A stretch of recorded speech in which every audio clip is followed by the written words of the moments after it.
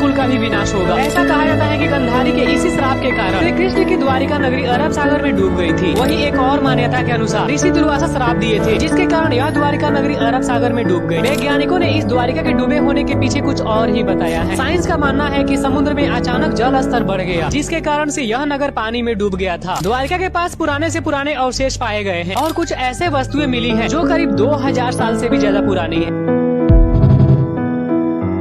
समुद्र की गहराई में मौजूद द्वारका नगरी के रहस्य। द्वारका क्षेत्र में खोज के दौरान समुद्र की गहराई में एक पर्वत मिला, जो साधारण पर्वत नहीं बल्कि समुद्र मंथन के समय इस्तेमाल हुए शिखर का हिस्सा था। 1963 में आर्कियोलॉजी विभाग को समुद्र के 80 फीट नीचे हजारों साल पुराने बर्तन और सिक्के मिले। कहा जाता है कि इस सिक्के को दिखाने के बाद द्वारका में प्रवेश किया जा सकता था। 1983 में फिर से एक टीम ने समुद्र की गहराई में जाकर जब रेत की मोटी लेयर को हटाया तो वहाँ भगवान कृष्ण के मंदिर के साथ साथ एक पूरा नगर मिला, जो भगवान कृष्ण की द्वारका नगरी थी, जो श्री कृष्ण के प्राण त्यागने के साथ ही समुद्र में डूब गई।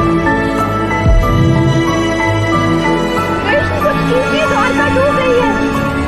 द्वारका तो अमूल्य है, अभिजीत है, समुद्र की लहरें उसको नष्ट कैसे कर सकती हैं?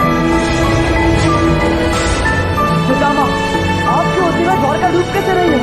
ये सब क्या हो रहा है? क्योंकि कृष्ण तो यहाँ है, किंतु राधा जाने। अब सबकी घृणा ने राधा के हृदय से उसका प्रेम छीन लिया। उसका मन अब प्रेम पर विश्वास ही खो रहा है, और जहाँ प्रेम नहीं है वहाँ विनाश तो होगा। कदाचित इस द्वारका का डूबना अनुचित है, पर जिस स्थान पर राधा जैसे पवित्र व्यक्ति का सम्मान नहीं, जहाँ पे राधा जैसे पवित्र देवी का स्थान नहीं, उस स्थान का डूब जाना उचित है। किंतु हमने तो आवेश में आकर ये सब कहा था। हम सबका तात्पर्य ऐसा बिल्कुल नहीं था कृष्ण। हाँ, श्री राधा से हम कभी घृणा कर ही नहीं सकते।